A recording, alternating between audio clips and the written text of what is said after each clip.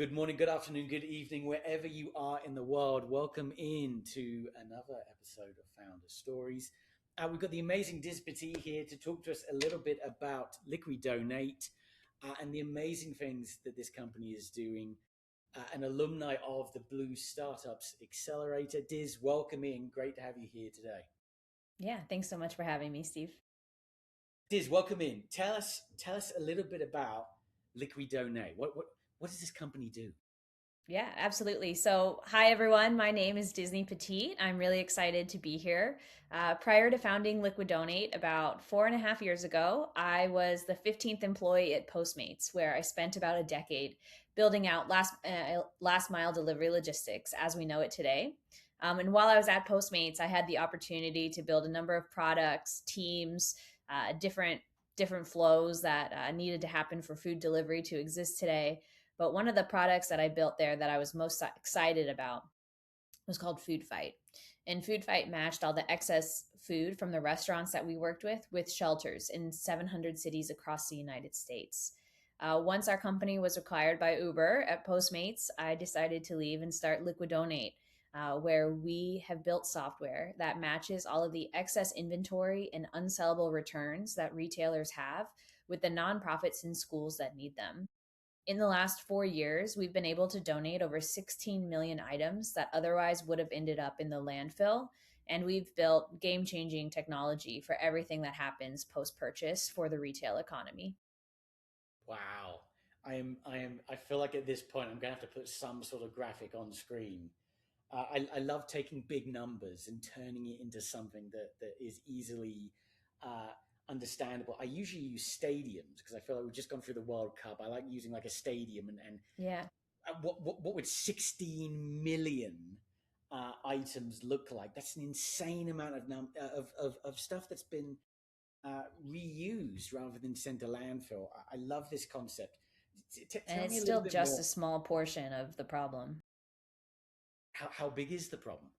Yeah, $890 billion worth of inventory is landfilled every year. And those are returns and excess inventory. With returns, about 8 out of 10 items end up in the trash.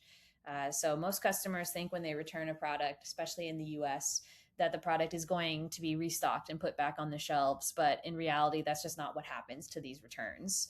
Most of these returns, like for a $22 item, for example, it costs the retailer $17 to accept that return just to put it in the landfill. And now that is a stupid problem that doesn't have economics behind it to support it. But before Liquidonate, there was no cost effective, seamless alternative to the landfill. And so our main competitor is the landfill. And that's what we started going up against. And now we're integrated into some of the largest return management softwares. We have a Shopify app and we have direct API integrations with multiple enterprise retailers who are using our software to route everything that is post purchase when the consumer doesn't want it anymore to the next best use for that product, whether that's donation, recycling, or resale owned by the brand. This is blowing my mind. I can't believe there's that much waste. The cost to return as well. I was definitely in that category of person who thought that when I do a return, it's going back onto the shelf. Like I would go to the effort of making sure that, like, hey, I didn't open it. It's like it's Yeah. perfect. It was just a mistake. Wow, Well, then that's hopefully you can be one of the 2 out of the 10 that make it back to resale, but it's not likely. well, if anything, it's telling me be a little bit more smart when it comes to making a purchase and make sure that you're doing the most that you can to not have to return. But okay. So can you tell me like a few of the folks that you're working with now, like a couple of the companies that you're doing this with? Yeah, of course. So when I started the company, I knew that food was the hardest thing to move. We'd done that at Postmates and we figured that out with Food Fight. And so I thought, okay, well, what's the next hardest thing to move? And so I decided to do big and bulky returns and excess inventory. So furniture, refrigerators, appliances. And so today we work with Room and Board. They're a great furniture company that works with us to donate any of their excess inventory or returns that need to be donated, as well as Kenmore. We handle appliance returns and things like that. So it's been really fun to work in the big and bulky space. That also led us to working with companies like Tuft and Needle and Serta. so that we can donate those mattresses so that they don't end up on the corner anymore. But of course, based on doing that first meant that things like apparel and CPG was really easy for us since it was shippable. And so we are completely category agnostic as a company now. We do everything in the world of returns and excess inventory. I, okay, wow. Mine just keeps getting blown. I'm gonna have to put on a hat to stop my mind from getting blown. Um, okay, so but large and bulky items. Okay, I feel like here I am, is General Joe Schmo here. I would have assumed that if I return a refrigerator, surely that's going back to be sold again. No, Why? What? because it's too expensive. It's not cost effective. And there's all of this inventory, whether it's, I say returns and excess inventory to cover a wide umbrella of different reasons why products would end up in an unused state, even if they're usable.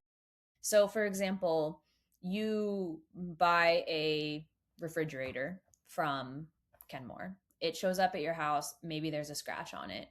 You refuse it because you don't want a scratch on your new refrigerator.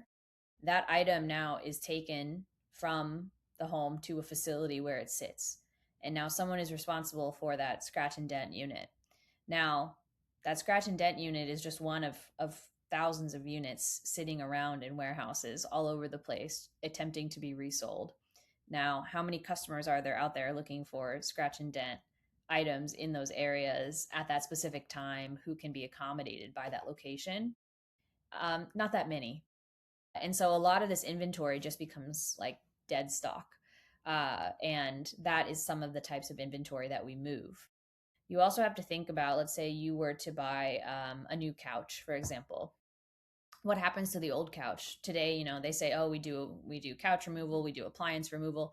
They're just taking it to the dump, the old one, the original one. Most of the time, the product is not being resold. So it's a great way to reroute inventory that otherwise would have been landfilled. Yeah. Oh God, it's not Halloween, but it feels like a horror story as you're talking about this fridge with a scratch on it, and I'm thinking, oh no, don't tell me it's going to the landfill. Like, please don't tell me it's going there. Um, wow.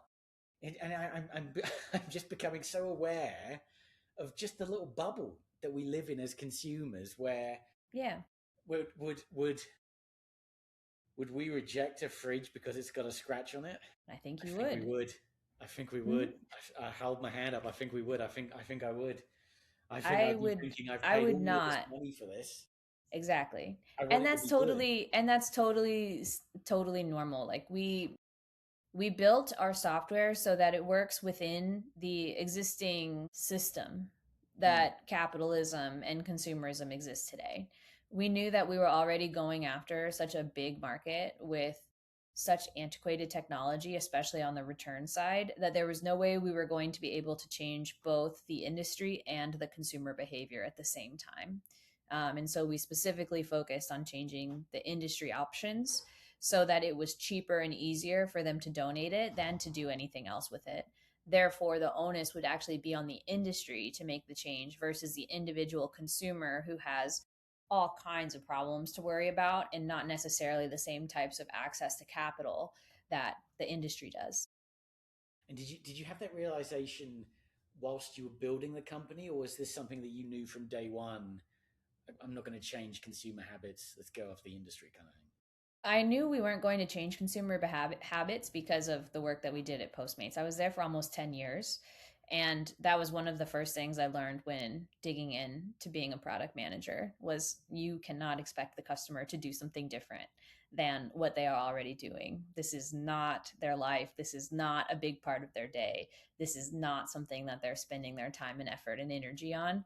Therefore, you have to follow the traditional flow of how this works. And maybe once you gain the traction that you need on one side of the market, you can start to influence what the consumer will do. And that has happened. I mean, we see that today with Uber Eats and DoorDash and all of these different apps. You can do pickup, you can do delivery. Like there's stores and restaurants specifically for these items for takeout. I mean, none of that existed 10 years ago. And so first it had to have a foothold in the industry itself and show the value there before consumers could really be brought into the fold on how this was going to change the way they buy. I love that so much. I feel like maybe people are going to think I'm on the Heinz ketchup payroll, and I'm not. But the case study I always go to coming to America was you Heinz ketchup in the US tastes exactly the same as it does in the UK. When you look at the label, the UK, it's all natural ingredients, right? There's no rubbish in there, as we would say in the UK. The American one, high fructose corn syrup everywhere, right? And so you're having this experience where you know this manufacturer can make this product without the bad stuff in it. Yet they choose not to in the country where they can actually get away with making it at a lower quality. And you have this realization that actually, in Europe, the government is kind of looking out to make sure that what you're eating is okay. That doesn't exist in America. You've got to be a lot more proactive in making sure that you're making smart decisions. And I feel like this goes straight into that exact same category where you can't necessarily trust that the right action is being taken. So again, this is why I just love what you're doing and why you're Thank you. here. I want to go back a little bit. I want to go back a little bit to the fridge with a scratch, and I'm going to own it. Right, this is the fridge that I've sent back. So it's gone to this warehouse, and there's now this fork in the road where it would maybe go to landfill, but now Liquid Donate is here. Something else is going to happen. Tell Mhm. me more about that something else. Like what happens there? Yeah. So we have two core products that our software facilitates. One is the returns direct product, which is what we've been talking about, where the return goes directly from the consumer's home to the nonprofit when they don't want it. So, for example, you have this shirt, you decide you want to return it. The software says, hey, based on this retailer's preferences, we know the retailer doesn't want it back. It's not cost effective for them to resell it. So instead of shipping it hundreds or thousands of miles back to a warehouse so it can just sit there or be landfilled, we instead route it automatically to a nonprofit that needs it within about 30 miles of the customer's home, anywhere in the US or Canada. So that's the returns product. And that is what is really seamless when it comes to returns of product that are not going to have a good resale value. The other product we have is called Warehouse Direct. And so the example that we're talking about here would be a use of the warehouse product. And that Warehouse Direct product enables a warehouse manager to just simply log into our web app, upload the product that they have available for donation. It posts to our marketplace. The nonprofits that are in that area get a notification where they're able to order and check out those products. And then we coordinate all of the pickup and delivery of those products as well using our coordinated logistics system. That means that um, the warehouse manager is just seeing this booked as an order like any other pickup in the platform. And we don't expect nonprofits to have access to trucks and different types of vehicles that could move big and bulky items. So we facilitate the logistics for them, which is where companies that have tried to do this before have really fallen short. Yeah. Okay. Wow. Wow. Wow. So if I'm a non-profit, how do I how do I get on your radar to potentially receive this stuff? Like, how does this work? Yeah, so there's two ways. One is, well, the nonprofit goes to our website, liquiddonate.com, and they just click on the nonprofit tab. They register there. It's completely free for the nonprofits. Then what happens is they can opt in on their profile to just instantly receiving returns in specific categories of types of things that they're interested in. Or they could say, no, I want to manually have to opt in for every item that I receive. And so we give the nonprofit a lot of choice. That's part of the platform, and part of what's really important to me is making sure that we're treating the nonprofits, the demand side of our network, with the respect that they deserve and the dignity that they deserve. Um, I think Goodwill is an amazing organization, but 40% of what gets taken to Goodwill ends up in the landfill. It's because people treat Goodwill like a dumping ground. That's not necessarily what needs to be happening. These physical goods are the responsibility of the person who made them and then the person who owns and uses them. And so we need to just be more conscious of how we're getting rid of things that are not in usable condition and not appropriate for donation. That's really the newest feature that we're working on. Is we've built an AI computer vision software that is implemented within the mobile app that we'll be releasing soon. And that will enable anyone, a consumer, a retailer, a warehouse employee, to take a photo of a product and determine the next best use case for that item based on the AI. It'll also give them the option to have it delivered to a local nonprofit, taken to a junkyard, or recycled appropriately if that's the case of what needs to happen.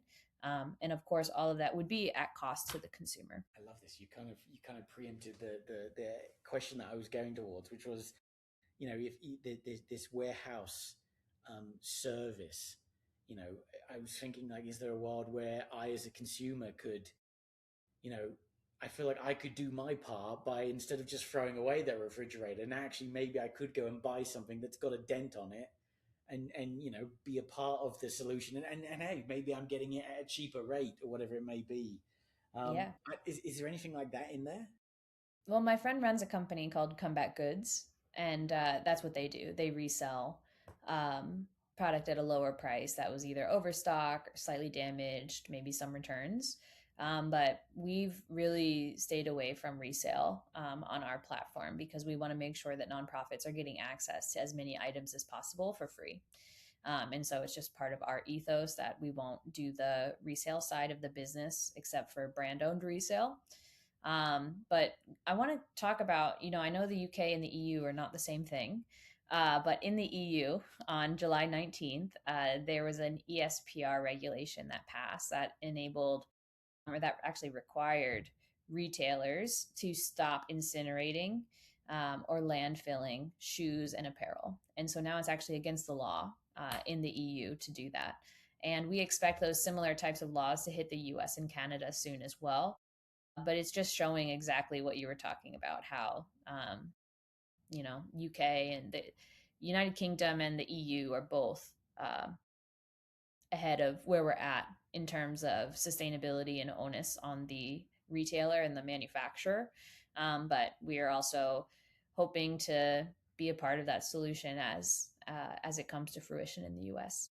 Yes. Well, and I think it's an important thing to say, and you're quite right that the UK and the EU are not the same thing anymore, unfortunately.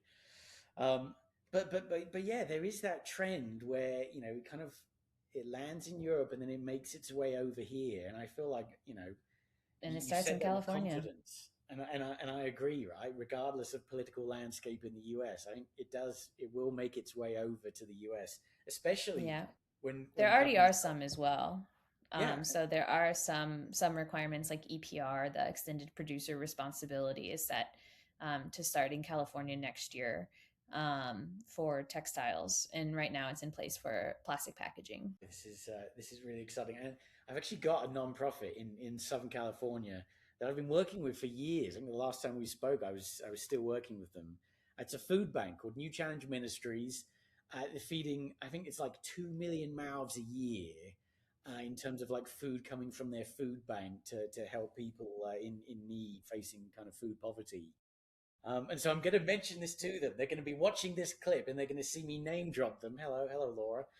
Um, but this is exactly the sort of thing that I feel like they need and love, because it's not, and I think you alluded to this, but being able to decide what type of goods are going to come to me is so incredibly important to a food bank that's saying, I've got tons of sneakers. That's not a problem. I need Yeah. bread. I need milk. I need stuff like this that's And we going. also can help on the nonprofit side when they receive donations of product that they don't need. We actually offer our service to them to redonate it to another nonprofit. So if they end up with too many shoes, if they end up with too many gallons of water. I mean, we've seen these things happen during, especially disaster relief coordination. We can help because we're a reverse logistics platform. We can do everything for not only the front side where the retailer is using us, but the nonprofits can also use the network to share the wealth of the things they received, because there's nothing worse than being at a nonprofit and doing some kind of outreach work, and then you don't even have space to walk around because someone in good faith donated 500 of whatever, but you don't need 500 of whatever. You can't distribute 500 of whatever that quickly, but you take the donation because it's what you're given. But then you can't do your service work because you're constantly trying to like walk around 500 boxes. So being able to get that stuff out but also support other people in the community is also another good use of our tool that is obviously not something that is making us a venture scaled business. That's the retail and enterprise side of what we do, but uh, I've been on the nonprofit side of that, and it is helpful to be able to move product around without having to figure it out yourself. Yeah, yeah, and they're already doing it on a lower scale, where one food bank's calling up another food bank saying, "I've got Absolutely. all of this." So, Yeah. but earlier you mentioned about the kind of the logistics side of it and how others have failed in that area before. So, tell me how you're differing there and how you're managing to make a success of this part of it. Yeah, so there's two ways. We're on both ways that we're implementing logistics into the flow. Both are through API integrations using third-party companies that are already able to assist in the logistics and transit. And because of my background in logistics at Postmates, as well as multiple people on my team, we just know logistics really well. And so we're able to say, hey, anytime an item needs a shipping label, we know how to get a shipping label. We know how to do an API that can pull the label instantly. And then for big and bulky, we've built partnerships with logistics companies that are able to handle things like mattresses.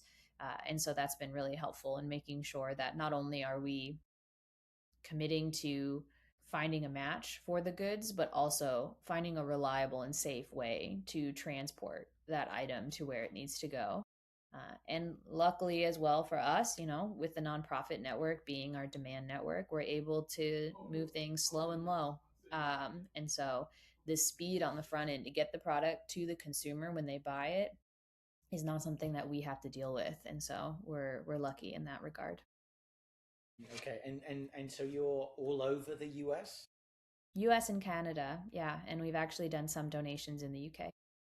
Okay, amazing. Wow. Okay, okay, I love that. Um, okay, wow. What? So how how are you doing of the past 4 years? What's this been like? I imagine it must be a roller coaster of getting this thing up and running to the level that it's at today. What's that been like for you?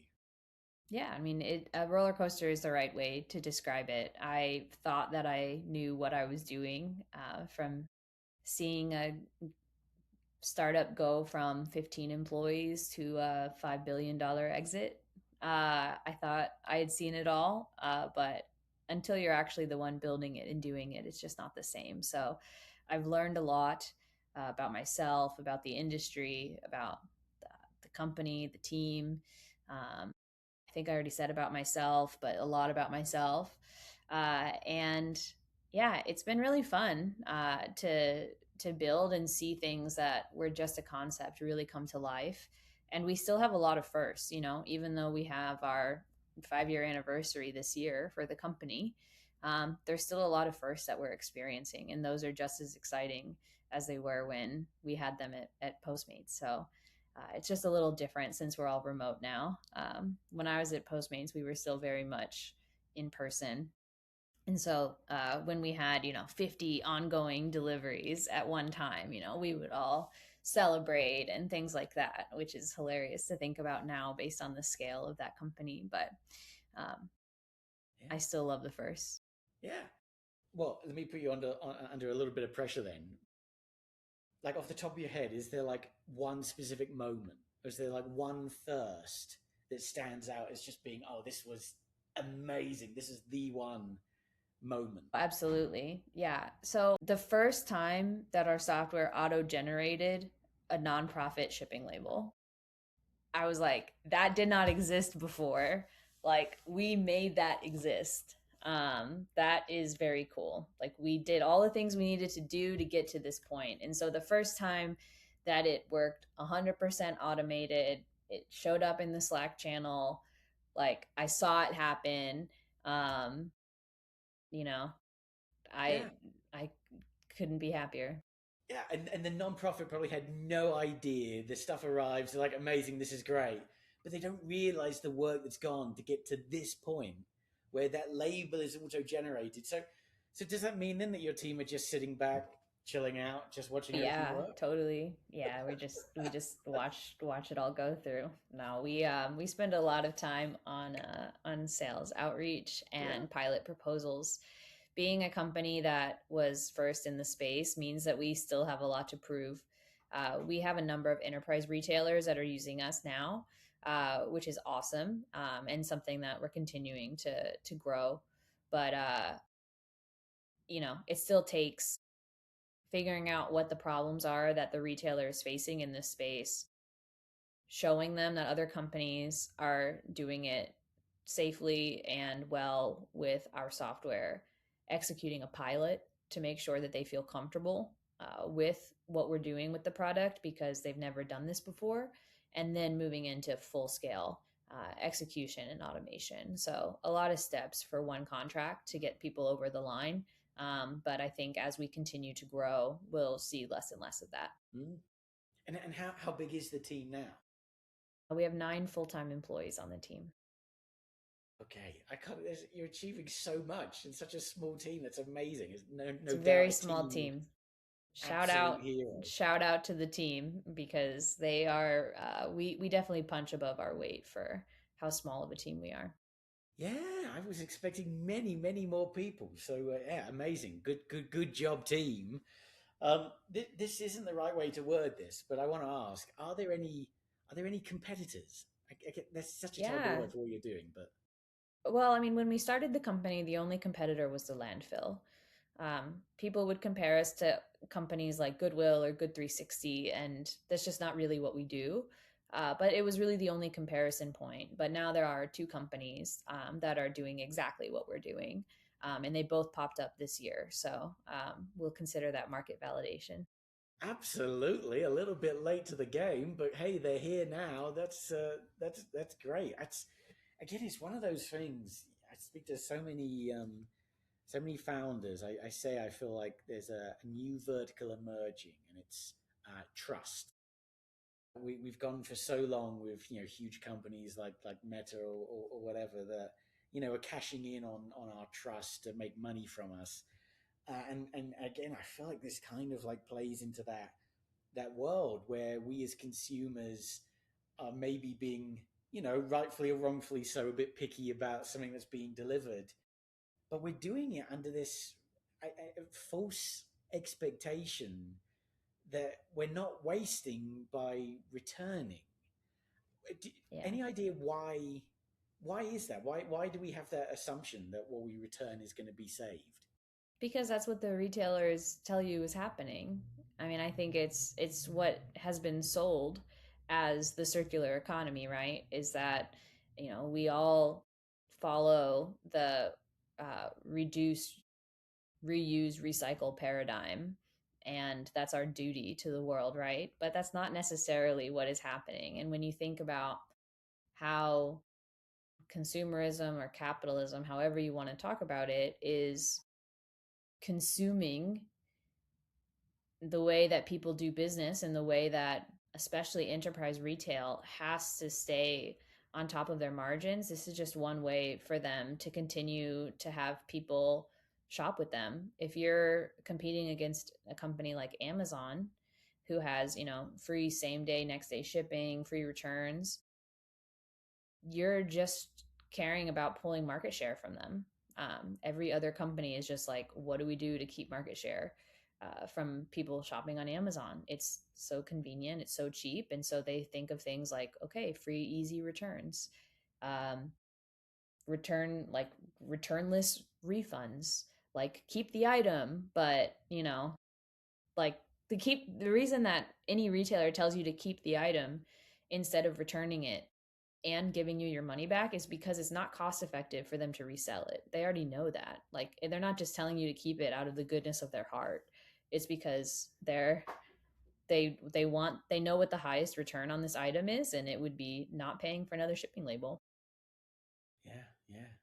And here's me thinking Bezos was a good guy. Ah, you Yeah, ruined it they for really just want you to keep that ladle. Thanks, Jeff. Wow. Oh, that's so good. Um, wow. Okay. Okay. I love it. So I'd love to talk a little bit about Blue Startups. So obviously you went through the Blue Startups acceleration program years ago now. Tell me a little bit about that experience, but also now that you're about to celebrate the fifth birthday, any new reflections on how Blue Startups was helpful back in the day? Yeah, and I went to Blue Startups very early on in the time that I started Liquid Donate, and the time most people choose to do an accelerator, right? That's when it's the most helpful. And every year since then, I've still continued to be a resource for Blue Startups and the companies that are going through the accelerator. Even this year, I spoke to a few of the founders who were thinking about going through the program and talk to them about what I got out of it. And so it's really top of mind right now for me that what I'm facing right now is something that I am able to face better because of what I learned and went through with Blue Startups. So with Blue Startups, I went in saying, okay, I spent almost a decade at Postmates. I was on the executive team. I'm going to crush being a founder at this startup. It's gonna be like smooth like butter, right? And within the first week of being there, you realize, oh wow, there's so many things I don't know. There's so many problems that I have yet to figure out. There are so many complications that arise with fundraising while you're also trying to have sales calls, while you're trying to run a company, while you're trying to figure out product market fit, while you're building a business plan. I have a master's degree, but like nothing prepares you for the speed at which the startup is going to come at you if you are building something that actually has a pull, that you're being pulled into it from the industry versus trying to just push something. So, Blue Startups helped me realize really early on that that attitude had to go, and a more curious attitude needed to emerge. Like, how can I solve this problem? Who can I ask for help? How do I think differently about the way that this is like what assumptions do I have that just need to be challenged? And that has served me well, especially lately. It's just something that I've been going through a lot. Is okay, we're almost at 5 years. Like, what have we done that works? What have we done that doesn't work? And how do we make sure that we're not, you know, overly egotistical about the things that we have been successful at, and look at what we haven't been successful at and see what we can change. Mm, mm, interesting. Were you a part of any other accelerator, or did you just do Blue? No, we just did Blue. Okay, okay, okay. Any? This is such a fluffy question, but I want to ask it because I'm kind of curious. Just you saying about being curious. Um, do you think it's possible to tell, where you would be now if you hadn't gone through that program? Like, you mentioned these kind of the impacts of challenging assumptions and stuff like that.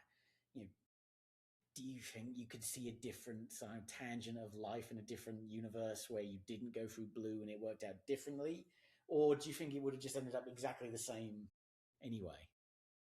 I really wanted to go to Blue Startups. So I specifically sought them out based on their reputation and what it was that they were building, and who they were helping build, because it's important to me that I'm a female founder who is building in sustainability. We are a retail technology company, and I understand we need to brand that way. But ultimately, the problem we're solving has a real win-win-win. It's a win for the retailer, it's a win for the nonprofit, and it's a win for the environment. And those three things are important to me, or else I wouldn't want to build a business. And so the fact that there was a sustainability focus with Blue Startups is what made me want to be a part of it. I think that I'm sure things would be different if I had not gone through the Blue Startups Accelerator. I made a lot of friends in it, friends that I'm still close with. I've spent a lot of time in Honolulu and in Hawaii and in the ecosystem there with their nonprofit partners. Um, and it's just, I'm not sure exactly what would be different, but I'm sure something would be. I really value the time that I had there, and I also think, something that doesn't get talked about very often is just how difficult it is to be a founder. And we can say like, when, like, yeah, like, you chose to be a founder, like you signed up for this. But yeah, and we did, and like there is an element of that, but you have to take care of yourself.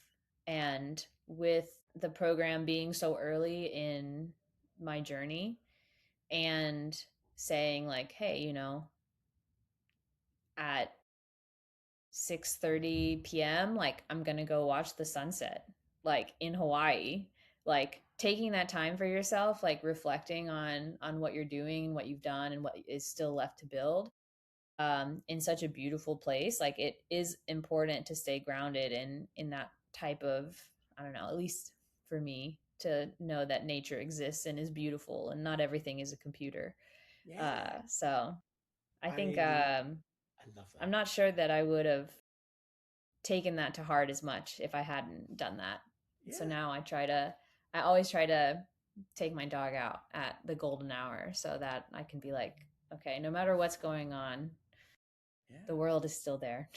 Yes, yes, yes. I love that. Very important. But also just what a lovely image, that you're there at 6:30 in Hawaii, appreciating what you're fighting for, like why you're doing this, Exactly. and you said It's that you chose that path.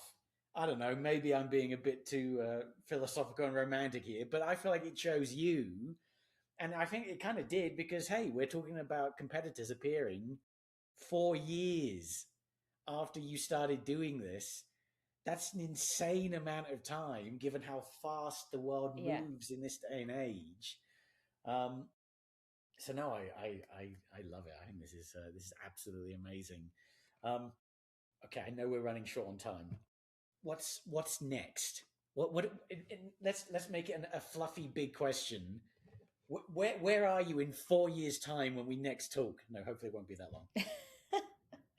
I mean, our goal is to really be the Amazon for nonprofits, being able to be the resource that any nonprofit in the whole world can go to and say, hey, like this week we're onboarding a new employee and they need a coffee mug, a desk, a computer, and also this specialized equipment for the job that they're going to be doing here, and being able to get all of that for free through our platform, through excess inventory that is already in existence.